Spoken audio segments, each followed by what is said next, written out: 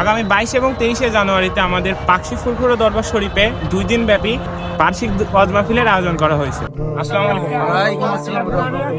কেমন আছেন? আলহামদুলিল্লাহ ভালো আছি, আপনার ভালো আছেন? জি আলহামদুলিল্লাহ। হচ্ছে পাকশি ফুরফুরা দরবার শরীফের এই ওয়াজ মাহফিল এসে আপনার কেমন লাগছে? এখানে আমরা প্রত্যেক বছর আসি, আবার যতদিন থাকবো ততদিন আসবো। ভালো লাগে বলেই তো আমরা প্রত্যেক বছর আসি। আচ্ছা, আপনি কোথা থেকে আসছেন এখানে? আমরা যশোর থেকে আসছি। সবাই এখানে যেন আসে সুস্থ শৈলী, এই কামনা করি। আপনার হচ্ছে এখানে কেমন লাগছে? আলহামদুলিল্লাহ, এই জায়গা অনেক ভালো লাগে। আমি অন্তত 15 বছর ধরে এই জায়গায় আসি। আব্দুল হাই মিসকাত সিদ্দিকী সাহেব এমন একজন পীর যার মোটামুটি তুলনা বর্তমানে এশিয়া মহাদেশের মধ্যে নাই। ওনার কথাগুলো এত হৃদয় বিদারক হয় যেটা আসলে তুলনা করা যায় না। যার টানে আমরা প্রতি বছরে বর্তমান বাংলাদেশে দিনের যত দাওয়াত আছে, আমি মনে করি ফুরফুরা শরীফের পীর সাহেব অন্যতম দাওয়াতের দাবিদার। ইনার দাওয়াতকে কবুল করে এখানে আসে দিনের পথে চলবেন, এই বিনীত আহ্বান রেখে আমি আমার বক্তব্য শেষ করছি। ওয়াখির দাওয়ানা আলহামদুলিল্লাহি রাব্বিল আলামিন। আসসালামু আলাইকুম।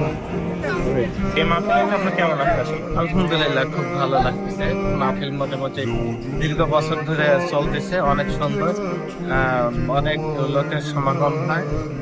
তো আজকে প্রথম দিনে মাঠ এবং মসজিদ মোটামুটি অনেকগুলো প্রায় ভরে গেছে। তো দূর দূরান্ত থেকে অনেক লোকজন আসছে এবং অনেক মেহমানগুলি ইতিমধ্যে পৌঁছে গেছে আমাদের মাঝে। তো ইনশাল্লাহ খুব ভালো লাগে। আমাদের মাহফিল শুরু হয়েছে।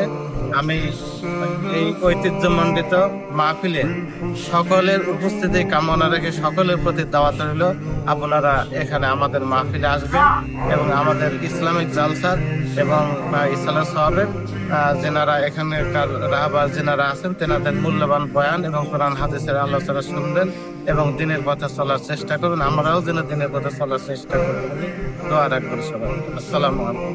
ওয়ালাইকুম আসসালাম।